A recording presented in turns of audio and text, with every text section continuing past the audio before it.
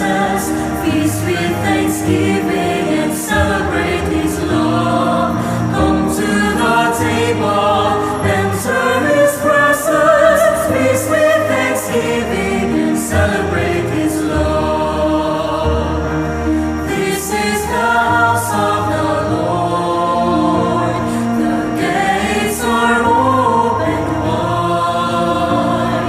Sinners and saints, strong and faint, all welcome to come inside. Come to the table, enter His presence. Feast with thanksgiving and celebrate His love. Come to the table, enter His presence. Feast with thanksgiving and celebrate His love. Sa ngalan ng Ama, ng Anak at ng Espiritu Santo, Amen. sumainyo ang Panginoon. At sumayo rin. Sino ba sa atin ang ayaw maging mapalad? Pero alam natin, nararanasan natin na tayo madalas ay sawing palad. Pero kapatid, hindi ibig sabihin na ikaw ay nalulungkot o nahihirapan na hindi ka pinagpapala ng Diyos. Hindi ibig sabihin na kulang ang pera mo, may sakit ka, may problema ka, na hindi ka mahal ng Panginoon. Dahil maririnig natin sa ating ebanghelyo ngayong linggo, sino mga mapapalad? Sila mga nahihirapan, sila mga nagdurusa, sila mga pinahihirapan. Dahil ang ating biyaya, ang grasya, ay hindi nagdidepende sa hawak natin. Ang biyaya ng Diyos ay nagdidepende kapag hinahawakan tayo ng Diyos. Ang pagpapala ng ating buhay ay mararanasan lang natin kung tayo ay mananatiling nakalapit, nagtitiwala at tapat sa Diyos. Mga kapatid, aminin natin ang napakaraming pagkakataon na kung saan tayo nagduda sa pag-ibig at pagmamahal ng Diyos. Sa mga pagkakataon na kung saan mas pinili nating magkasala kaysa sa sumunod sa Kanyang kagustuhan. Sa mga pagkakataon na tayo nagkulang sa pasasalamat natin at pagpupuri sa Kanya. Sa mga biyayang hindi natin pinapansin sa ating buhay. Sa ating mga kahinaan, sa ating mga pagkukulang, tayo yumuko, magpakumbaba. Hilingin natin muli ang Kanyang awat pagpapatawad para makita tayo minsan pa maging karapat-dapat makatanggap sa mga banal na misteryo. Inaamin ko Sa makapangyarihang Diyos at sa inyo mga kapatid, na lubha akong nagkasala sa isip, sa salita, sa gawa at sa aking pagkukulang. Kaya isinasamo ko sa mahal na Birhen Maria, sa lahat ng mga anghel at mga banal, at sa inyo mga kapatid na ako'y ipanalangin sa Panginoong ating Diyos. kaawaan tayo na makapangyarihang Diyos, patawarin tayo sa ating mga kasalanan, at patnubayan tayo sa buhay na walang hanggan. Amen.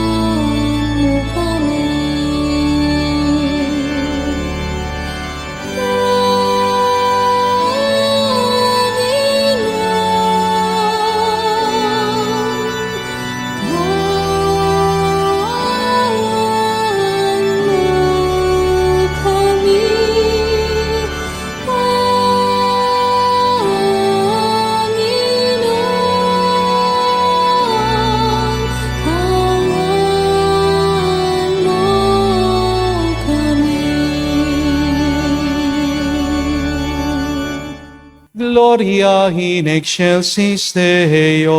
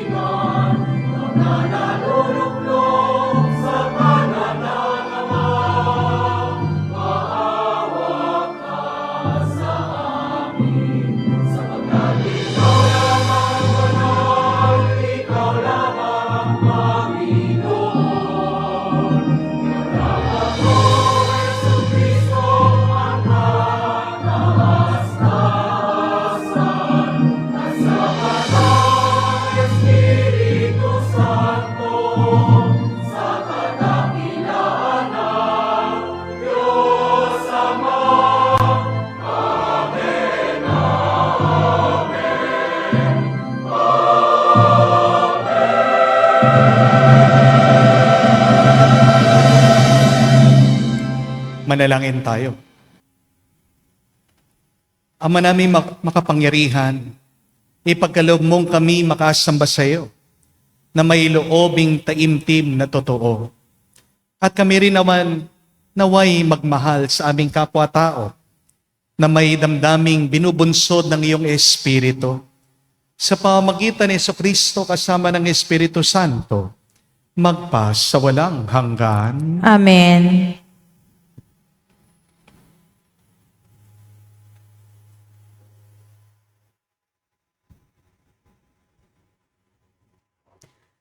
Pagbasa mula sa aklat ni Propeta Sophonias. Hanapin ninyo ang poon, kayong mapagpakumbaba, kayong gumaganap ng kanyang kautusan. Hanapin ninyo ang katuwiran, at iyon ang inyong gawin. Baka sakaling kayo'y patawarin at iligtas sa araw ng kanyang poot. At ang iiwan ko roon ay mga taong mapagpakumbaba, nalalapit sa akin upang pasaklolo. Ang natira sa Israel ay hindi nagagawa ng kasamaan at hindi magsisinungaling ni mandarayaman. Uunlad ang kanilang buhay at magiging panatag at wala silang katatakutan.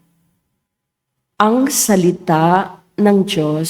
Salamat sa Diyos. Mga aba ay mapalad, Diyos ang hari nilang lahat. Mga aba ay mapalad, Diyos ang hari nilang lahat. Ang maaasahang lagi, Panginoon, panig sa naaapi. Ang Diyos na hukom, may pagkaing handa sa nangagugutom. Mga aba ay mapalad, Diyos ang hari nilang lahat. Pinalaya niya ang mga nabihag, isinasauli, paningin ng bulag. Lahat ng inapo ay itinataas, ang mga hinirang niya'y nililingap. Mga aba ay mapalad, Diyos ang hari nilang lahat. Isinasanggalang ang mga dayuhang sa lupain nila'y doon tumatahan. Tumutulong siya sa balot ulila. Masamang balangkas, pinipigil niya. Mga aba ay mapalad, Diyos ang hari nilang lahat. Walang hanggang hari ang Diyos na poon, nabubuhay lagi ang Diyos mo, Sion. Mga aba ay mapalad, Diyos ang hari nilang lahat.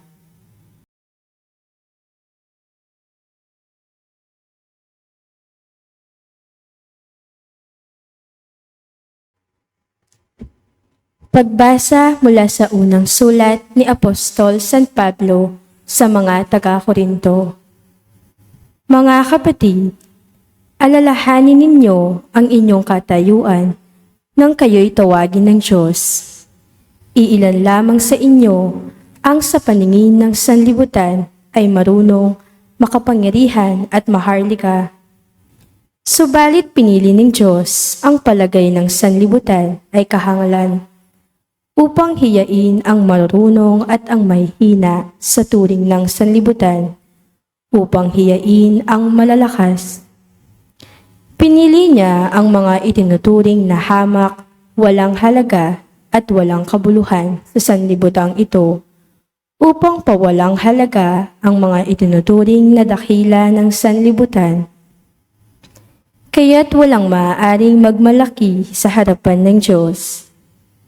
Sa Kanya mula ang ating pakikipag-isa kay Kristo Jesus sa ginawang karunungan natin. Sa pamamagitan niya, tayo'y pinawalang sala ng Diyos, pinapaging banal at iniligtas. Kaya nga, tulad ng nasasabi sa kasulatan, ang Panginoon ang dapat ipagmalaki ng may ibig magmalaki. Ang salita ng Diyos. Salamat sa Diyos.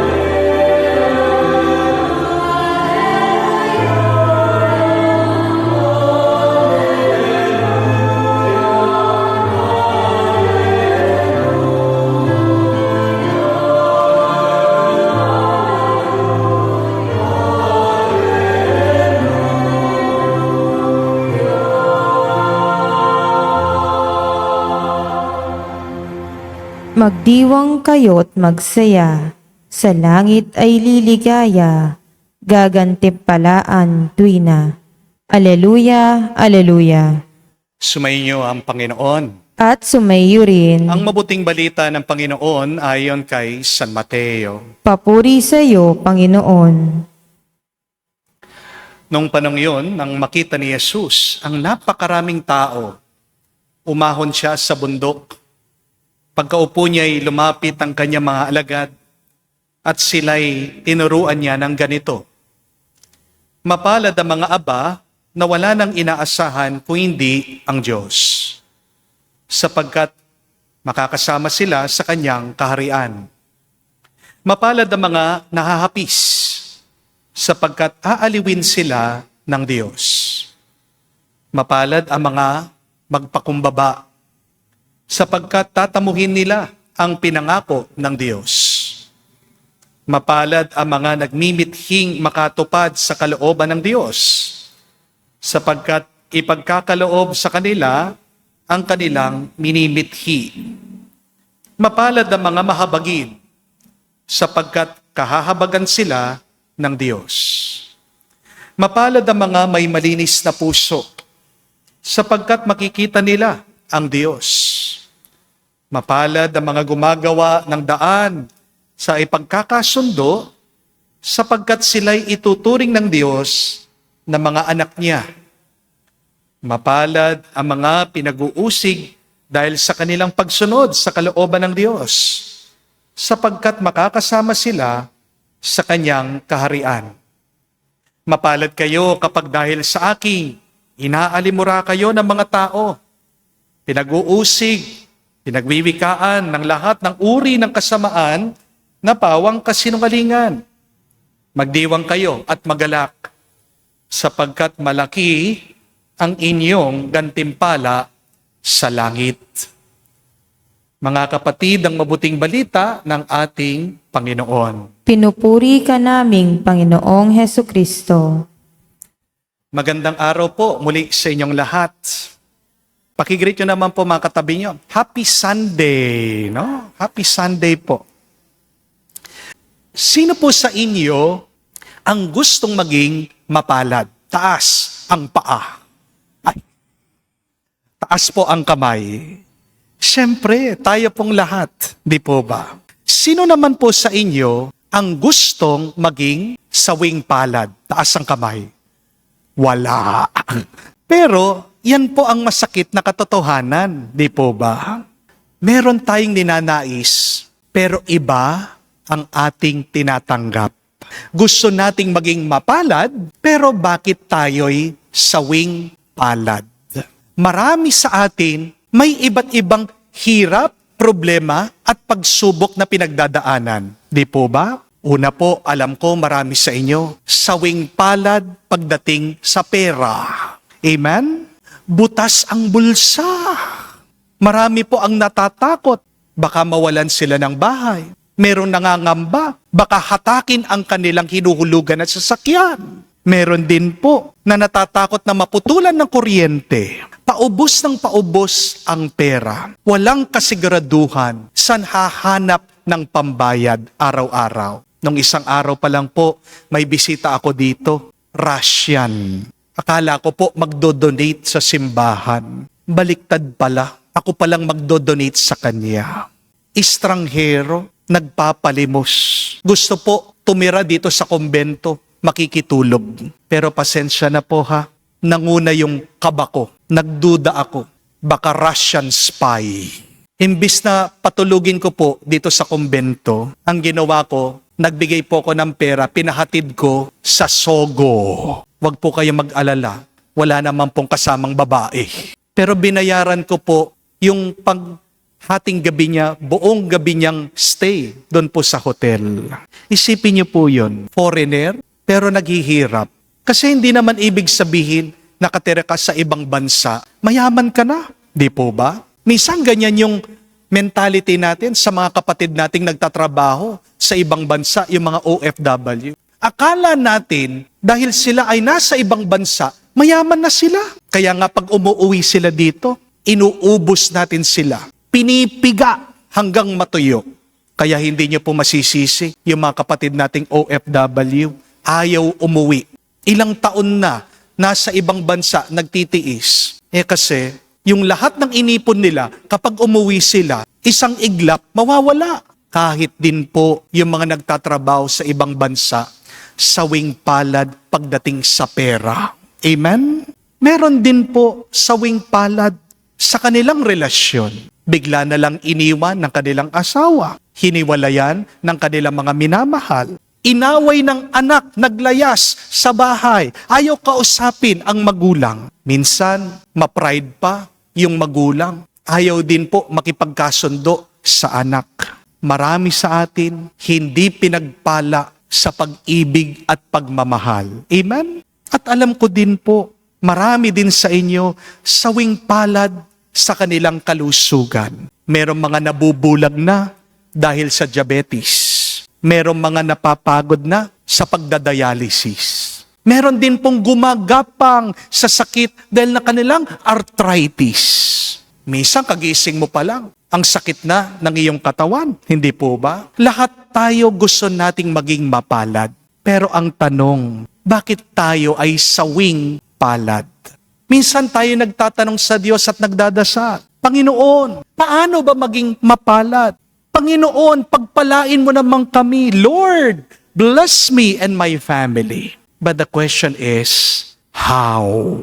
Alam niyo po, ang sikreto ng pagiging mapalad, simple lang po. Subukan niyo ito. Gawin niyo ito. Taas niyo po, dalawang kamay niyo. Harap niyo po yung palad sa inyong mga mata, sa inyong muka. Ayan, mapalad na kayo. Hindi po ba? Pumalakpak po kayo. Magiging mas mapalad kayo. Ano ang sikreto ng pagiging mapalad? Nandyan na sa palad mo. Amen? Paano ka magiging mapalad? Where does blessedness begin? It starts with you. With seeing. Blessedness starts by looking. Kapag nakita mo ang pagpapala, biyaya na binigay ng Diyos sa iyo, mapalad ka, kapatid. Tingnan niyo po ang ating Panginoong Jesucristo sa Ebanghelyo. Paano nag-umpisa ang mabuting balita? The Gospel said, Jesus saw the crowd. Nakita daw ng ating Panginoong Jesucristo ang maraming tao, iba-iba ang kanilang pinagdadaanan. May nahihirapan, may nalulungkot, may gutom, may inuusig, may pinapahiya. Nakita sila lahat ng Panginoon. Alam niya ang pagsubok nila, ang bigat ng kanilang dinadala. Pero anong sabi ni Jesus? Mapalad kayo. Ang nakita ng ating Panginoon ay yung grasya sa gitna ng kanilang pagsubok. At pinapaalala sa atin ng Panginoon, paulit-ulit, blessed are you, mapalad kayo. Paano natin mararanasan ang pagpapala ng Diyos? Umpisan mong tumingin ng mabuti. Amen? Nang paminsan, merong isang kwento tungkol po sa isang boss. 10 taon na po, meron siyang driver, meron po siyang cook, tagaluto. Gusto po ng boss, bigyan naman ng bonus itong dalawa dahil napakatapat nila, napakasipag nila sa kanilang trabaho. Ito pong cook, binigyan po ng 5,000 pesos ng boss. Pero yung driver, binigyan po ng regalo ng medyas. Galit na galit po yung driver. Sabi niya, araw-araw ako nagmamaneho, nagpupuyat, ang sakit ng katawan ko. Minsan ako pa nga ang bodyguard ni boss. Tingnan mo naman binigay sa akin, medyas. Naghihinakit po ang sakit ng loob nitong driver sa kanyang boss. At sinabihan po niya, nagmamakaawa siya dun sa cook. Palit na lang tayo. Sa'yo na lang itong medyas. Dahil po yung cook, mababa ang loob, humble, pumayag. Nagpalit po sila. At nung sinuot po nung cook yung medyas, may naramdaman siya. Parang papel, napakakapal doon po sa medyas. Pagkabunot niya, may pera pala. Sa bawat isang medyas, alam niyo kung magkano? 5,000 pesos. 2 medyas, total 10,000 pesos. Yun pala yung bonus na binibigay ng boss dun sa driver, hindi niya natanggap. Bakit? Kasi hindi siya marunong tumingin ng mabuti. Amen? Tingnan nyo na, mga kapatid, lahat tayo ay blessed. Ang problema lang, hindi tayo marunong tumingin ng mabuti. Amen? ang tanong, ano ang nagiging hadlang ng ating pagtingin? Kasi madumi ang ating loob. Pero kung lilinisin lang natin ang ating loob, makikita natin ang pagpapala ng Diyos. Makikita natin mismo ang Diyos.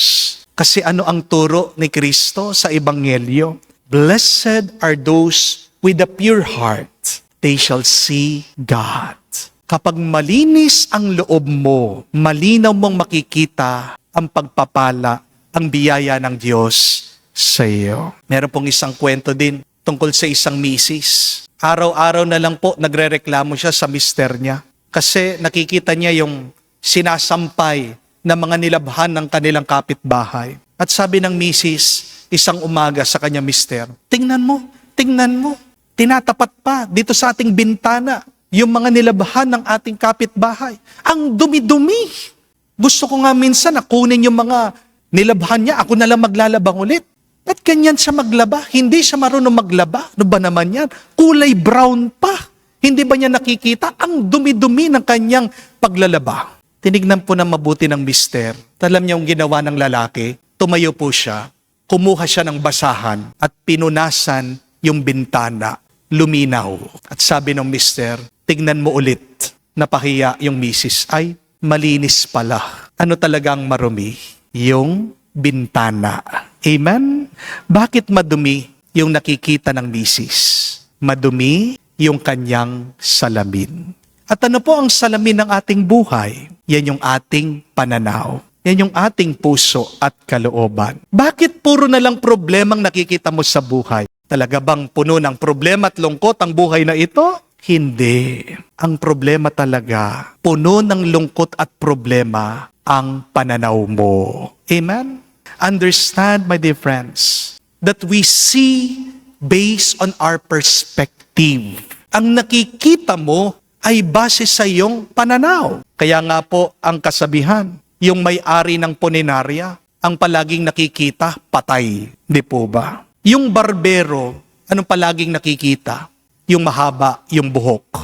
Yung dentista, anong palaging nakikita, hinahanap? Yung sira ang ngipin. Yung abogado, anong palaging nakikita, hinahanap? Yung may krimen, yung may problema, may alitan. Ang politiko, anong palaging hinahanap? Pera. Di po ba? Kaya, kung gusto mong makahanap ng pagpapala, unahin mo kapatid, linisin mo ang iyong mata, ang iyong pananaw, ang iyong puso. Amen? Kapag malinis ang iyong loob, kahit na may problema ka, kahit na may pagsubok ka, makikita mo, pinagpala ka talaga. Amen? Kaya nga po, yan ang ating narinig sa ating Panginoong Hesukristo. Sinabi niya, mapalad kayong mga umiiyak, mga inaapi, iniinsulto, mapalad kayo. Bakit? Hindi dahil sa kanilang paghihirap. Mapalad ang mga nabibigatan, ang mga nagdurusa, dahil nakikita ni Jesus, nandun pa rin ang presensya ng Diyos, gitna ng kanilang buhay. As the Bible tells us, the Lord is close to the broken-hearted. There is no blessing in life, no other than being with God. Tandaan niyo po yan. Understand, my dear friends, that blessedness is not the absence of pain and suffering, but blessedness is always the presence of God. And wherever there is God, there is peace. And when there is peace, you are complete. Amen? Pero pangalawa po na dapat din natin ayusin para tayo mas pinagpala, ito ay ang ating paniniwala. If you have the right belief, you will be blessed. At ano po ang tamang paniniwala? Na ang lahat na nangyayari sa ating buhay ay para sa ating ikabubuti. That is true faith. That everything that is happening to me, everything that I am experiencing, is for my own good.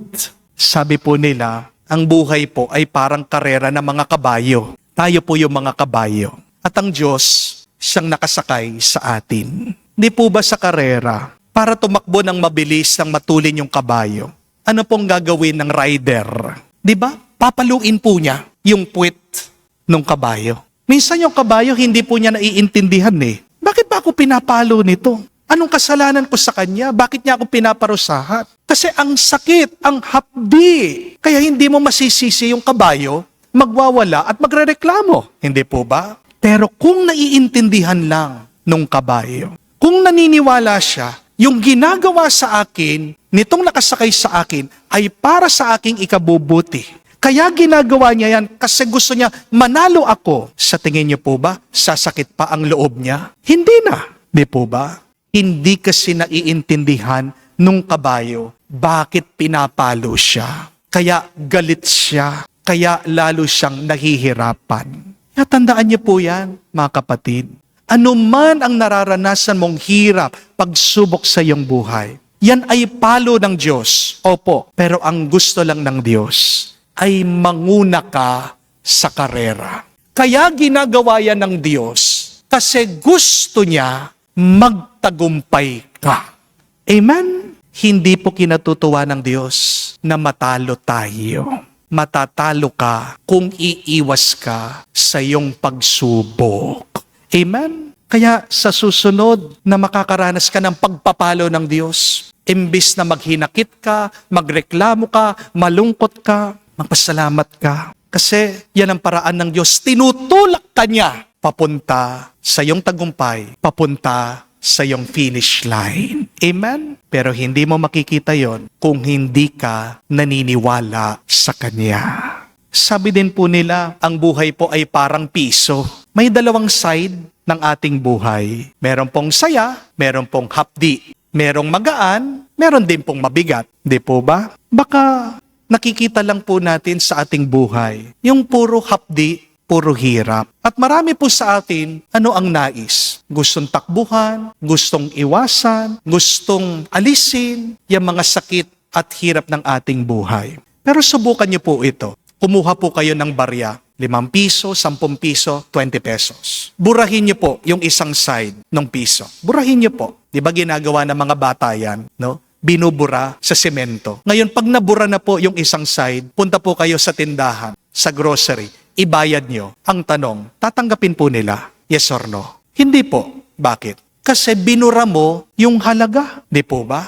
Ganyan din kapatid. Ang ginagawa mo kapag tinatakasan mo, kapag tinatanggihan mo, kapag inaayawan mo yung mga pagsubok na binibigay ng Diyos sa iyo, gamitin mo yung sakit na yan bilang lakas mo. Gamitin mo yung pagsubok na yan para itulak ka niya na magpatuloy sa buhay. Meron pong nag-message sa akin, isa pong follower natin. Ang sabi niya, Father, bakit kung talagang mahal ako ng Diyos? Bakit pa niya ako binibigyan ng napakaraming problema? Sunod-sunod po. Pagod na po ako, ayaw ko na. Alam niyo po yung sagot ko sa kanya? Mahal ka nga ng Diyos kaya binibigyan ka niya ng maraming problema. Nag-reply po siya. Na may sabi, paano po yun? Ang sakit naman magmahal ng Diyos. At nag-reply po ako, sabi ko sa kanya, ganito. Tignan mo sa klase, sa classroom. Kanino pinapasagot ng teacher yung mga pinakamahirap na tanong? Di ba? Sa pinakamatalino niyang estudyante. Sa construction, kanino pinapagawa ng boss yung pinakamahirap na gawain? Di ba? Doon sa pinaka-experience, pinakamagaling niyang worker. Sa gera, sa labanan, sinong sinasabat doon sa matinding labanan? Di ba? Yung pinakamatapang, pinakamalakas na sundalo. Kaya kapatid, tandaan mo yan. Kapag meron kang mahirap na problema at pagsubok, ang Diyos, ibig sabihin lang, naniniwala siya sa iyo. Nagtitiwala ang Diyos sa iyo. Kasi matalino ka, kasi magaling ka, kasi matapang ka. Amen? Kapag papasalamat ka sa mga binibigay ng Diyos sa iyo, kahit na yan ay problema, pagsubok, diyan gumagaan ang pakiramdam mo. Amen? Pero kapag nagrereklamo ka sa gitna ng iyong mga pagsubok, diyan ka lalong mabibigatan, diyan ka lalong mahihirapan. Palagi kang magpasalamat sa Diyos. Kapag meron ka ng mahirap na pinagdadaanan, kasi isa lang ibig sabihin, bilib na bilib siya sa iyo at alam ng Diyos na kakayanin mo. Amen? Ang tanong, ikaw, Naniniwala ka ba sa Kanya? Wag niyo po sasabihin mga kapatid, masama ang buhay, malas ka. Dahil nung ginawa ang Diyos ang sanlibutan, ano po ang sabi niya? Mabuti. At nung ginawa ka ng Diyos, ano ang sabi ng Panginoon? Napakabuti. Kaya mga kapatid, gusto mo bang maging mas mapalad? Tandaan niyo po ang dalawang sikretong ito.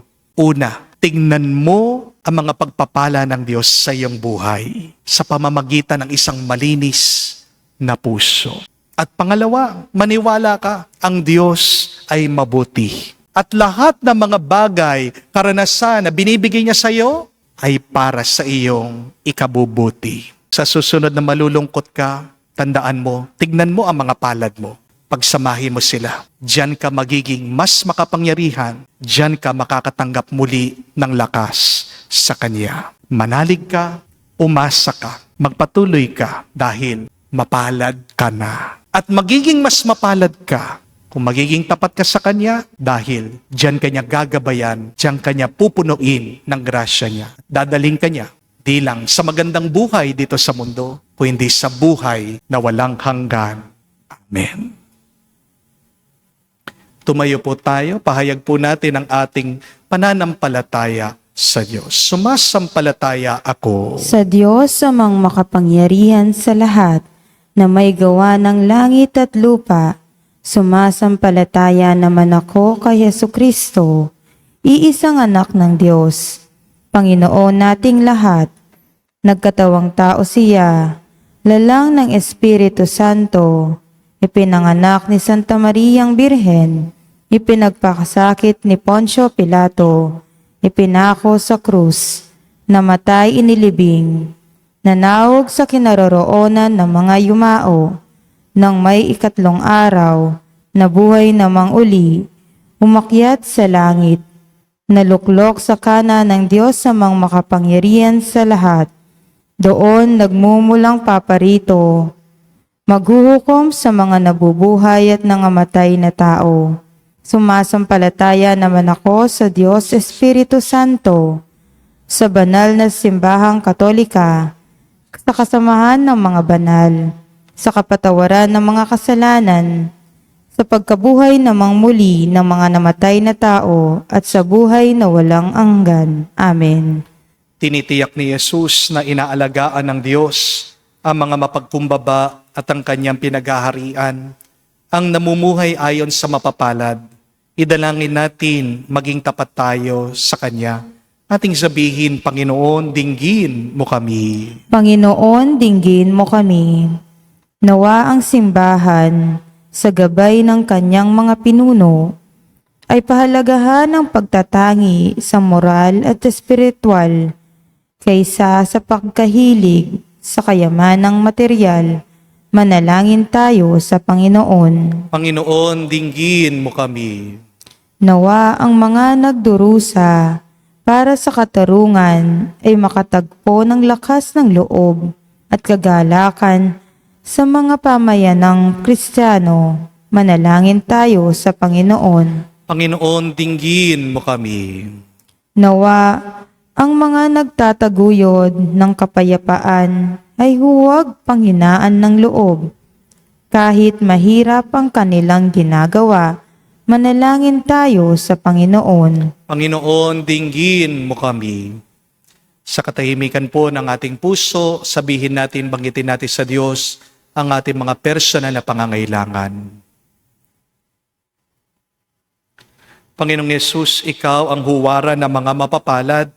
Gabayan mo kami sa pagsasabuhay ng mga ito hanggang makarating kami sa iyong kaharian magpakailanman. Amen.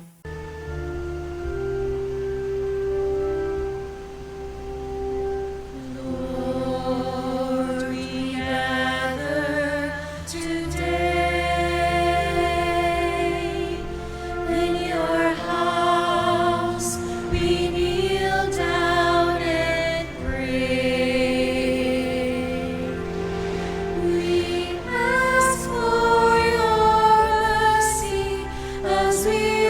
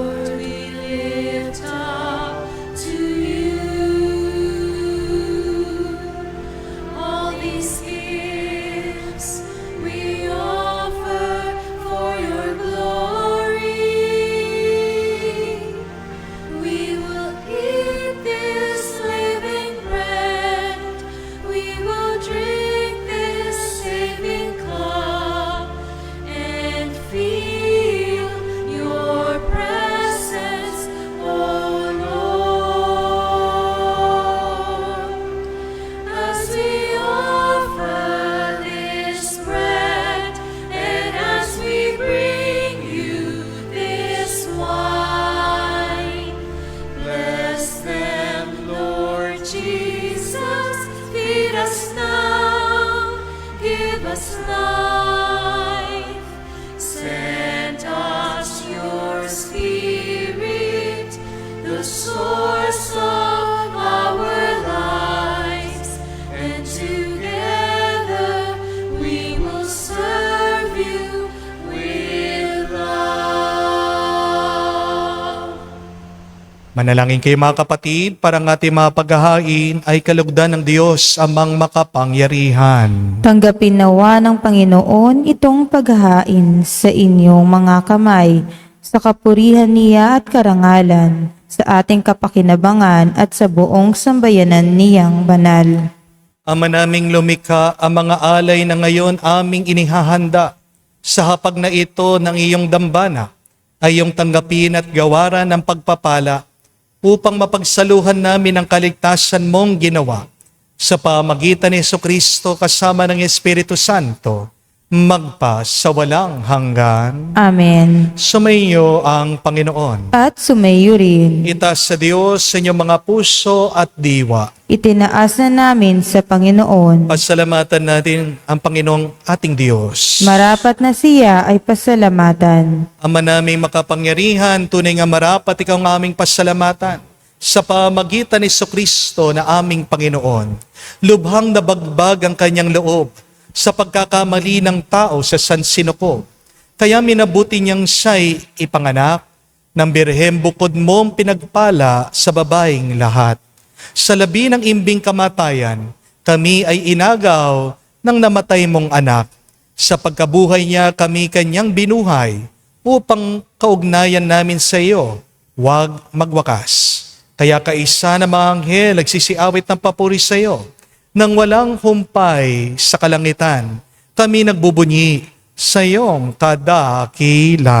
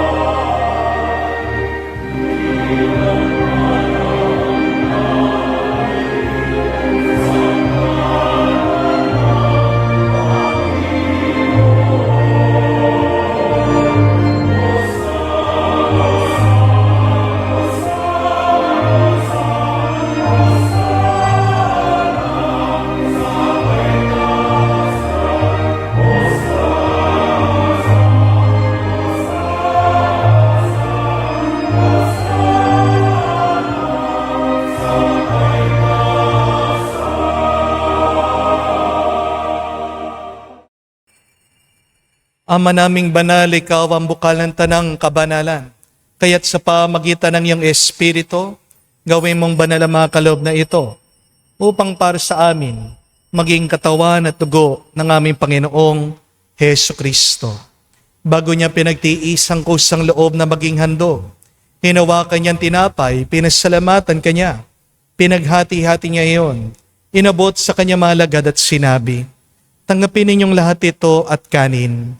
Ito ang aking katawan na ihahandog para sa inyo.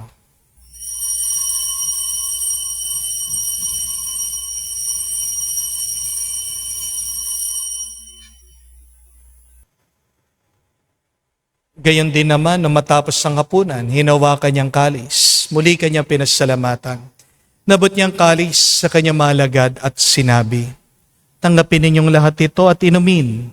Ito ang kalis ng aking dugo, ng bago at walang hanggan tipan, ang aking dugo na ibubuhos para sa inyo at para sa lahat sa ipagpapatawad ng mga kasalanan. Gawin ninyo ito sa pag-alaala sa akin.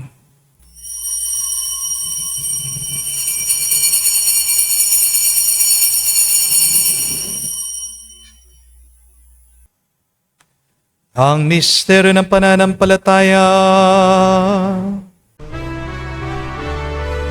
Aming ipinahayag na namatay ang iyong anak, nabuhay bilang Mesiyas at magbabalik sa wakas para mahayag sa lahat. Ama, ginagawa namin ngayon ng pag-aalaala sa pagkamatay muling pagkabuhay ng iyong anak. Kaya tinialay namin sa iyong tinapay nagbibigay buhay at ang kalis sa nagkakaloob ng kaligtasan. Kami nagpapasalamat dahil kami yung minarapat na tumayo sa harap mo para maglingkod sa iyo. Sinasamo namin kami magsalo-salo sa katawan at dugo ni Kristo ay mabuklod sa pagkakaisa sa pamagitan ng Espiritu Santo. Amalingapin mong iyong simbahan, laganap sa buong daigdig. Puspusin mo kami sa pag-ibig. Kaisa ni Leon ang aming Santo Papa, si Florentino aming Arsobispo at ng Tanang Kaparian. Alalahanin mo rin ang aming mga kapatid na nahimlay may pag-asang sila'y muling mabubuhay. Gayon din naman lahat ng mga pumanaw. Kaawaan mo't sila't patuloyin sa iyong kaliwanagan. Kaawaan mo't pagindapatin kaming lahat, makasalo sa iyong buhay na walang wakas. Kaisa na mahal na Birhen Maria, Ina ng Diyos. Kaisa ni San Jose, ang kanyang malwalhating esposo. Kaisa ng mga apostol, lahat ng mga banal na namuhay dito sa daigdig na kalugod-lugod sa iyo. May pagdiwang nawa namin ang pagpupuri sa ikararangal mo sa pamagitan ng iyong anak, aming Panginoong Hesu Kristo. Sa pamamagitan ni Kristo, kasama niya at sa Kanya, ang lahat ng parangal at papuri ay sa iyo, Diyos Ama, makapangyarihan, kasama ng Espiritu Santo, magpasawalang hanggan. Amen, Amen, Amen, Amen, Amen, Amen.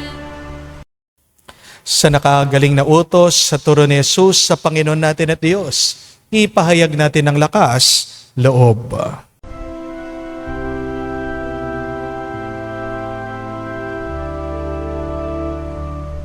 Ama namin, sumasalangit ka, sambahin ang ngalan mo, mapasa amin ang kaharian mo, sundin ang loob mo dito sa lupa para nang sa langit. Bigyan mo kami ngayon ng aming kakanin sa araw-araw at patawarin mo kami sa aming mga sala para ng pagpapatawad namin sa nagkakasala sa amin. At huwag mo kaming ipahintulot sa tukso, at iadya mo kami sa lahat ng masama. Hinihiling namin kami adya sa lahat ng masama, pagkalooban ng kapayapaan araw-araw, ligtas sa kasalanan, hilayo sa lahat ng kapahamakan, samantalang aming pinanabikan ang dakilang araw ng pagpapahayag ng tagapagligtas naming si Jesucristo. Sapagkat iyo ang kaharian at ang kapangyarihan at ang kapurihan magpakailanman. Amen. Panginoong Jesucristo, sinabi mo sa mga apostol, kapayapaan ang iniiwan ko sa inyo, ang aking kapayapaan binibigay ko sa inyo. Tungayan mong aming pananampalataya at huwag ang aming pagkakasala. Pagkalooban mo kami ng kapayapaan at pagkakaisa ayon sa iyong kalooban, kasama ng Espiritu Santo, magpa sa walang hanggan. Amen. Kapayapaan ng Panginoon ay laging sumainyo. At sumayo rin. Magbigayan po tayo ng kapayapaan sa bawat isa. Pisuyo po, kapayapaan po sa inyong lahat.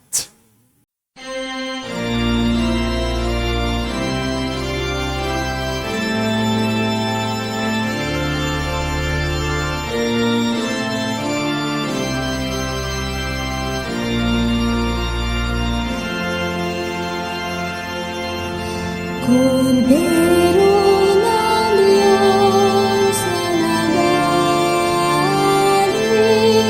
ng mga kasalanan ng sanlibutan, maawa ka sa amin, maawa ka sa amin. Kordero ng Diyos na nagalis ng mga kasalanan ng sanlibutan, maawa ka sa amin. Kordero ng Diyos na nagalis ng mga kasalanan ng sanlibutan, ipagkaloob mo sa amin ang kapayapaan.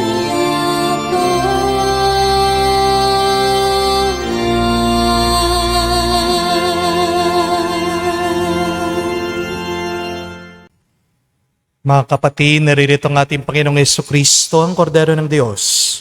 Siya nag-aalis sa mga kasalanan ng sanlibutan. Mapalad tayong lumalapit sa piging ng Kordero. Panginoon, hindi ako karapat-dapat na magpatuloy sa iyo. Ngunit sa isang salita mo lamang ay gagaling na ako.